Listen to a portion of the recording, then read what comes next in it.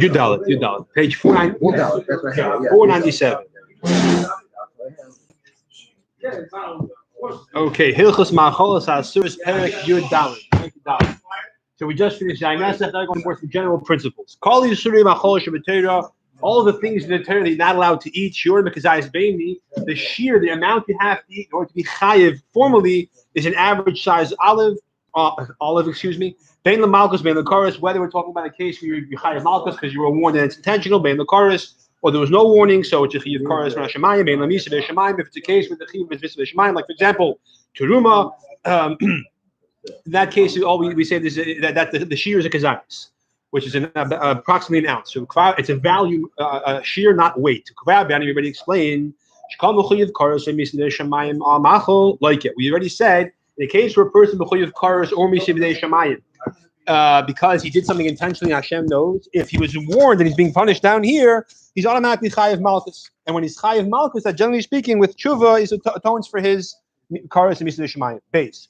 The shear zayim kol shiur, and this shear of a kazayis for forbidden foods, together with all the shiurim for other things, like for example, not a kazayis. For example, when it came to a sheretz, we said it's actually a lentil. All these shiurim, halacha, Moshe Misinahim, they are tradition of Moshe Mar Sinai. It doesn't say the Torah specifically anywhere. It's an oral tradition. Also, however, even though you only chayiv reading kazayis, even any smallest amount is forbidden in Torah. Except you're not chayiv malchus, or for that matter, karis, unless you eat a full kazayis. Eat the smallest amount, let's say shear. You can give him malchus for being rebellious, but not formally malchus min Torah. And it's up to him to determine if he's obligated or not. It's there's more leeway over there because with the rabban on that malchus. Now, interesting enough, if you swallow a half a kazayis of chazer and you spit it, you regurgitate it and swallow it again, you're chayiv because it's a kazayis. So even though the piece is not a kazayis, you ate a kazayis. All right, gimel. Kazayis shemarnu, the kazayis we're describing, chutz b'shel be'en hashanayim. That does not include the stuff between your teeth. If you even exactly kazayis of chazer, you're not chayiv malchus because obviously something between your teeth. That which is in your gums, that does combine to the shear that you swallowed. Ultimately, there's a hana in your mouth from the whatever's in the palate and in the cheek. And the gums, exactly. Now that was just in the teeth.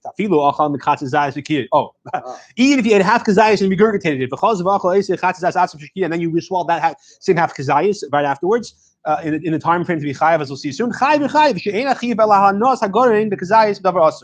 chayiv is the chayiv malchus is for eating because having hana of a kazayis. The thing itself. We'll do that. No, yeah, it has to be within the time frame. We'll see soon. But if within that time frame, it's not a gay if you eat a half. And then another half right afterwards. The same half right afterwards because you regurgitated your chayiv.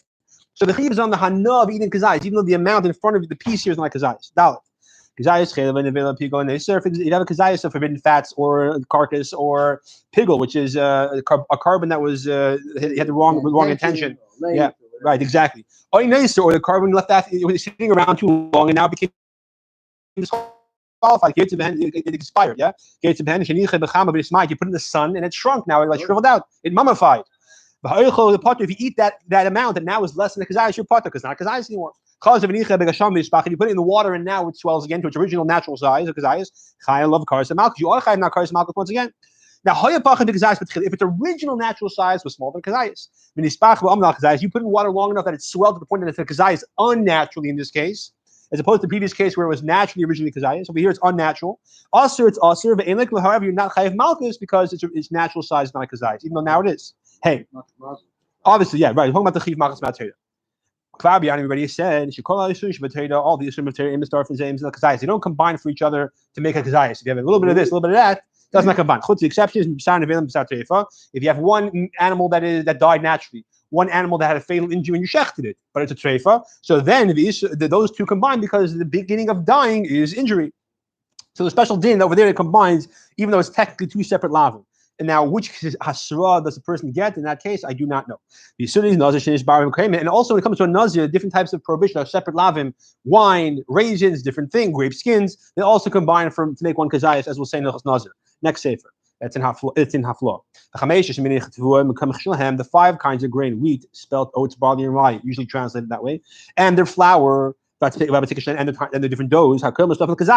Almost half the kazayas. If you eat kazayas of forbidden bread, it's multi-grain. you're chayiv because it's one kazayas. Even though they're different grains, but it's one isser. It's all grain. Bein l'isser chametz Pesach, whether it was also because you're eating bread on Pesach. Bein l'isser chadash within Immer, or you're eating bread before they brought the korban, it's called chadash. Bein l'isser ma'aser sheni b'truma, or for example, it's isser, it's ma'aser sheni, which you're eating outside Yerushalayim, or it's truma. The fact that it's multiple kinds of grain combined doesn't change the fact that it's a kazayas and you are chayiv. Unlike we're two separate issurim completely, it's one kazayas of truma. The fact that it's 5 grains is irrelevant. Yirarli, it's Mishnah says, anything, not just kinds of grain. The Rambam is saying that in his opinion, any different types of things that are chayiv in truma or meiser. So, for example, wine and oil are mistayir for one kazayas of tevel of unmeiser things. So, half a kazayas or half a revius, maybe you would say, of wine, and half a revius, half a kazayas, maybe of olive oil, and the two together combined for a whole shir. It's one shem, one lav. What you compare this look, and the velas hasher, the velas hasem, the velas hatzvi, you have a little piece of the vela from a shur, an ox, from a sheep, from a deer, shem star for the kazayas. They're all mistar for one kazayas from the vela, according to the Torah. So the Rambam extends this concept, his opinion, to the idea of isser truma, even though this is grain and this is wine, this is oil. According to the Rambam, you even extend to other kinds of produce, not just those three. And it's mistar for one big isser of truma, or that which is not truma, having taken truma from it. Zion. Person who eats a whole big meal from something which is forbidden, a whole chazer eats. He's not chayiv malchus or kares for each kazayas individually. It's one chiyuv for the whole eating session. Now, if however he's being warned while he was eating, I'll call kazayas for each kazayas independently. Chayiv al kol hasra basra, for each time he's warned, he's chayiv malchus another set of 40 lashes or 39 lashes. It's one sitting without interruption. The fact is that he's chayiv. The fact is he's chayiv for each independent kazayas. Now the Rambam says he's only chayiv for one kares, but the truth is that malchus oy kares. I'll call kazayas for kazayas. You don't chayiv a separate kares. So the other Mefarshim say, and in fact the Rambam himself in the Pirshei Mishnah says that actually that Hashem is mechayiv a separate kares, so to speak, for each kazayas. Over here doesn't say that, but okay, be that as it may. All right, ches. In the beginning of Zion,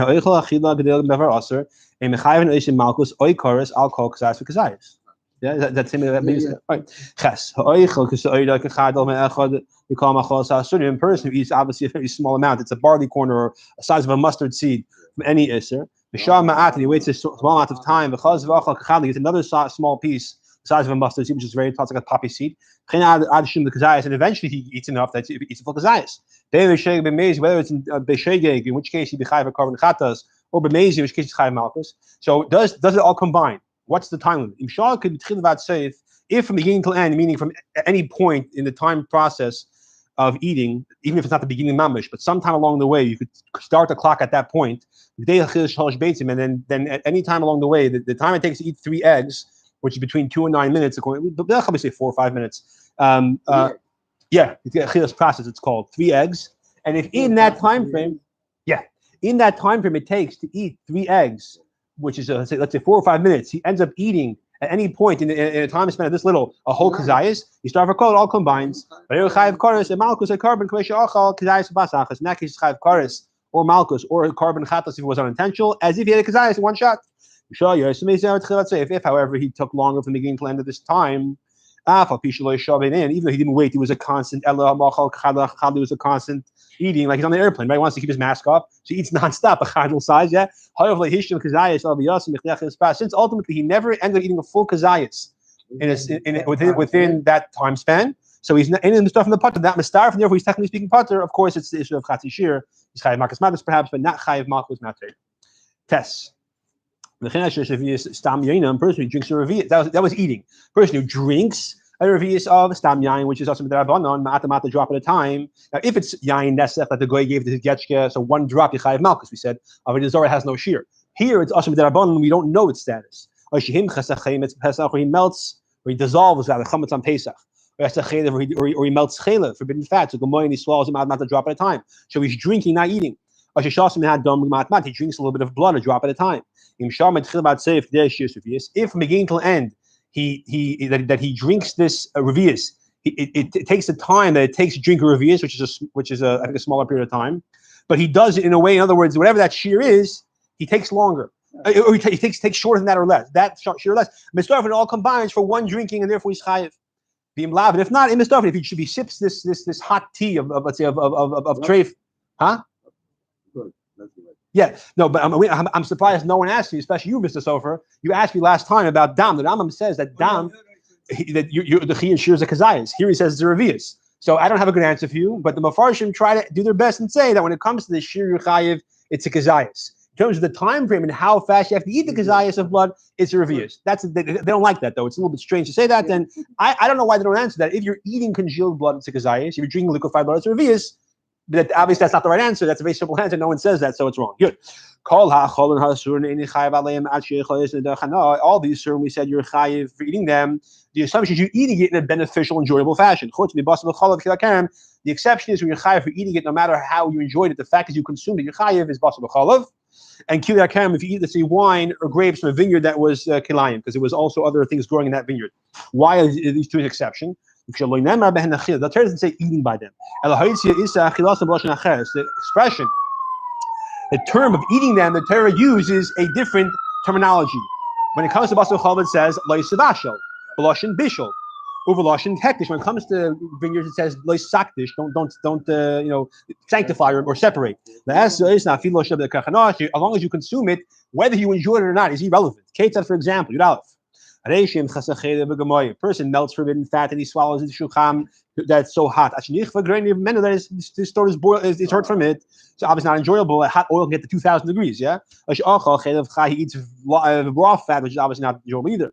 He mixes bitter things into it. He makes some kind of bitter herb, wormwood or something. Into yain nesach, which is avodah zarah, by the way.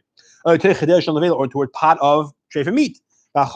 He eats it in this disgusting fashion. Or he eats in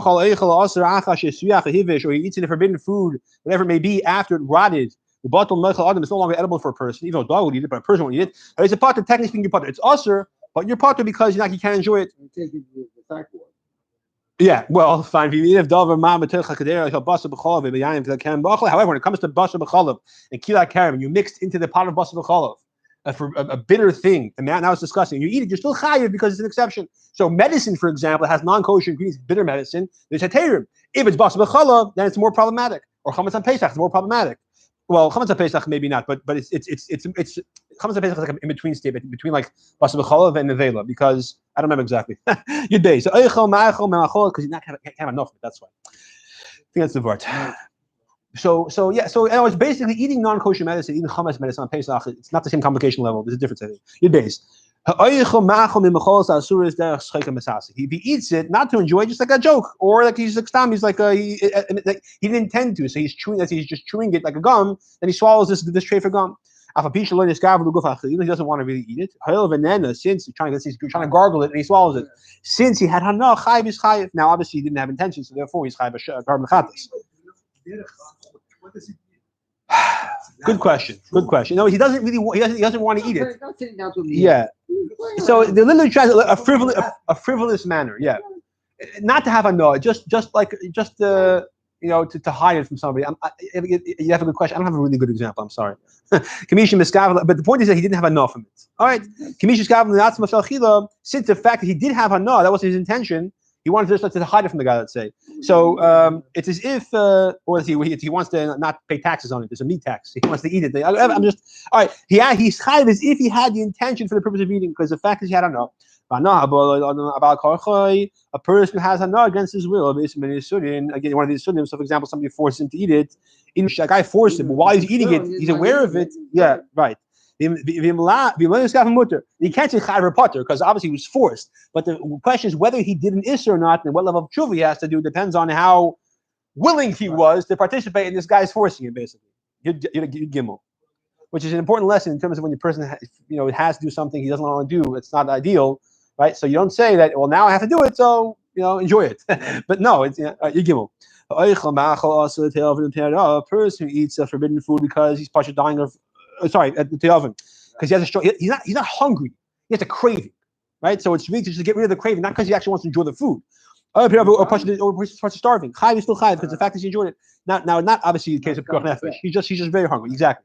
But he wants to eat to avert the discomfort of the craving or the hunger, not because he actually enjoys eating.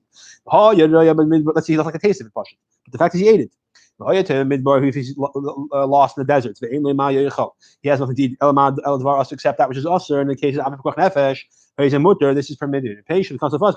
Now, here's the question: when do you have to wait to the point that you start eating it? In other words, I guess the assumption is if you know you're not going to have. Right now, I'm fine. There's no way in the world I'm going to have kosher for 24 more hours.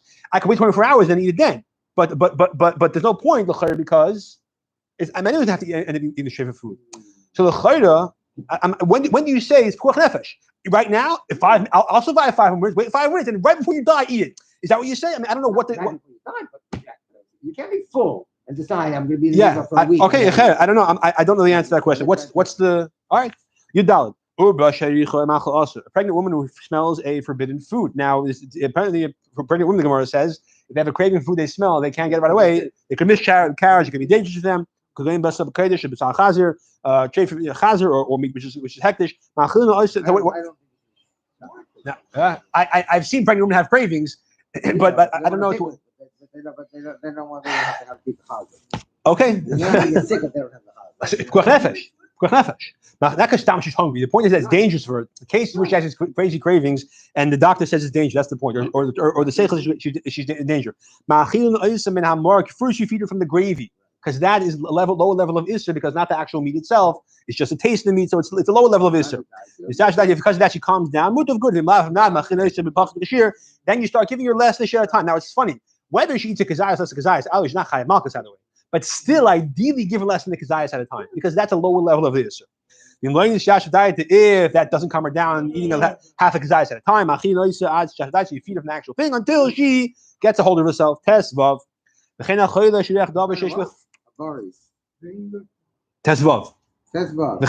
Abari.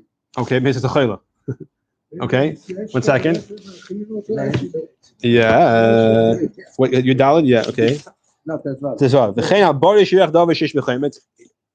Okay. A healthy person. Here, by me says a chayla, a sick person.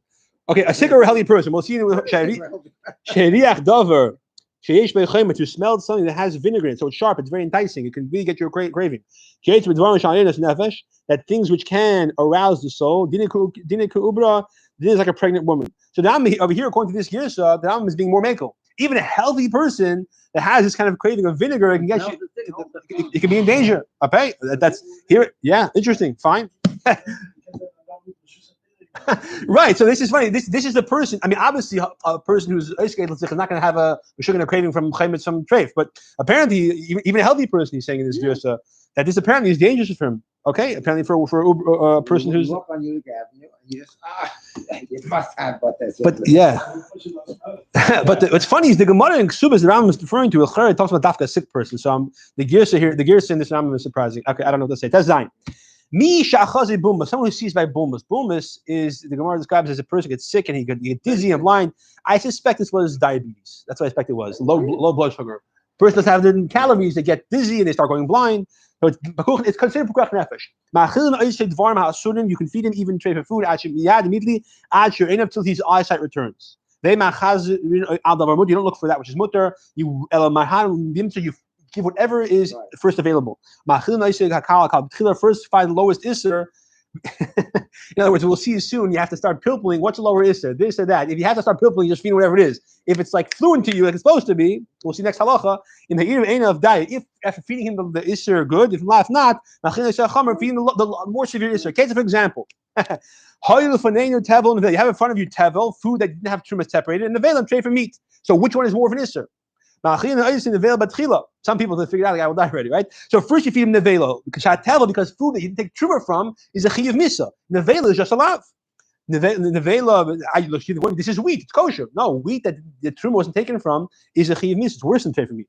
Nevela, is to have nevela and things that grew during Shemitah. Now working the ground in Shemitah is a matayra. But the things that grow during Shemitah as a result of your working the ground are also to eat with rabbanon. The chum knast you. Well, no, I'm sorry, I made a mistake. Shvicha shvius, thank you. Yeah, shvicha shvius things that grew by themselves. Right. So not so okay. So no, yes, that's midrabanan. Correct. That's isha midrabanan. Yeah, because you have to pay. You can't work the land. You can't eat shvius. That's the usher matter to work the land. But the things that are no, so shvicha, sorry, shvius is Things that grow by themselves. yeah, right. Oh, sorry. Right. We know that after, let's say, for example, the oranges are all left from the field, the animals can't eat, they're not public. You have to clear all the oranges out of your house as well, right? So no, that's a beer, right? So one second. This is after the time when it's supposed to be disposed of. Yeah. No, yes. So, means no. things that grew by themselves on shvius. So when Machin Lo say Svicha Shvius, you feed them Svicha Shvius rather than the Vela. Why? Shashim they're safe because things that grew by themselves are also the Rabbanon. Okay, Tevel Shvius, talking about something that didn't take truma from it, and you have Shemitah food. Machin Lo Shvius, obviously that's Rabbanon. Tevel is not there, and it's a Chiv Kares. Tevel Truma, you have two wheat piles. One of them you did not take truma from, and one of them is truma itself. Which one is the both a chiyav misa? You have shala taken tevel. If you can't make the tevel misakin by just separating the truma, why not? Because maybe the owner's not around. Let's say and you can't do it for him. Machil nice to tevel. Give the tevel. Why not? Why the both chiyav misa mashamayim? She'ein kodesh truma. Truma is hektish. Tevel is not hektish. There's hektish inside. You're supposed to separate, but it's essentially not hektish. The same thing applies in all situations. You find whatever is the most lenient chumrah, and then work your way up until you heal the guy. Yud ches. Kvar b'yan already said. Now the urgency by the Rambam says, which to feed the guy, it's, sometimes if they pilpul this way, it takes too much time. So just but the point is that if if it's obvious, obviously let's say chalavakum and a treif, you can chalmakum obviously. So, okay, Yud ches. Kvar b'yan already said. She'ein iser chala iser. There's a principle you can't have one iser take supplanted on another iser. So once something is usher, you can't make it usher a second time for something else, like double jeopardy kind of right? The exception is if both isurim happen simultaneously. If you rip off a cow's leg while it's alive, so this leg is ir menachai, and while at the same time the cow became treif, so it's ir menachai and it's treif. Or the other example is isur meisif. No, but we eat that leg. Now you're chayiv for eating ir menachai and for eating treif. Yeah. So it was the issue that added a severity. Before it was, let's say, only us to eat. Now it became us to have enough from. So then by eating it, you're over the issue of hana as well, because that example is if the issue incorporates other entities. The ficha, therefore, a person can eat one kazayis for chamesh malchus. Technically speaking, he can be chayav malchus 5 times. In order to be chayav malchus, you have to be warned for the 5 isurim. But as long as you warn him, he's chayav for 5 things, and each one piles on top of the other. Case for example, going tameh, a person who's tameh, let's see, what's in the basic forest, she'achal kazayis chaylev, he eat a kazayis of forbidden chaylev. Sheneisim and akmukdashim, that's left over, an animal that was left over past the time it was supposed to be burned in his mizbeach or eaten. You make a point on Yom Kippur. So like first of all, he's eating chaylev. That's number 1. He's eating leftover karbanis that were not burned in his bath. That's number 2. He's eating them. That's number 3. This food, even though it's left over and disqualified, it's still hektish. He's tameh. That's not allowed. That's number 4. The other issue is the fact that anybody tameh or tar eats hektish is not allowed. You benefit from hektish. You misappropriate hektish. It's high for that too.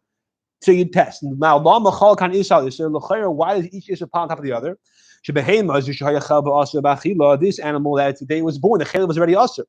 You could benefit from the chaylev, however, sell it, give it to a dog. Once you make the animal to a carbon, now that's the whole animal, including the chaylev, because of bahana.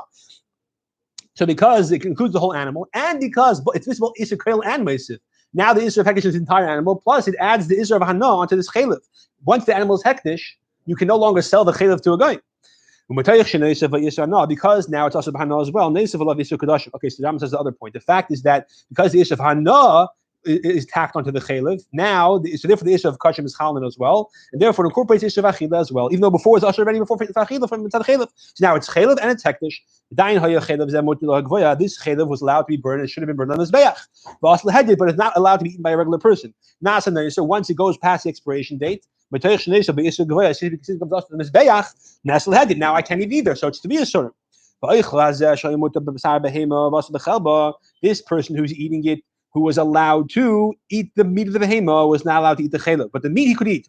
Nit, but once it became tamei, that's all of a sudden he can't eat the animal at all. Why not? Because it is he's tamei. Now, even though he couldn't eat it before because it was nicer, but that's not a negate to him as an individual. It's us to everybody. It's nicer. Now he has another issue inside himself. All the animals that are karbanis now are to him. The whole base of English is to him, and all the animals. Therefore, the Israel that is tacked on the chilv as well. But in the Kippur, this all happened on Yom Kippur, Yom Kippur in the morning. Comes Yom Kippur at night. All food becomes usher. Now the food has become usher. He's usher to eat the food. But the point is that the Israel Achila now incorporates all food. Right. The food itself in Yom Kippur is not usher. That's why Yom Kippur, if a person has nefesh, don't say, who cares, shave, kosher, it's all the same. No, it's kosher food, even Yom Kippur, because usher is on the person. But the fact is that the Easter is all food, and therefore it's tacked on here as well. And since all now regular food becomes usher Yom Kippur, the chayil becomes usher as well. So therefore you have 5 different isurim. The same principle applies in all situations where you can tack on an issur, another issur, you can chayil for multiple isurim. Baruch Hashem, this parak wasn't so long, but Sunday nights is very, very long. And Sunday night, I looked because I'm not dreading, I'm just worried about Hilchos Shchita. I have to start really getting some good pictures over here for all the different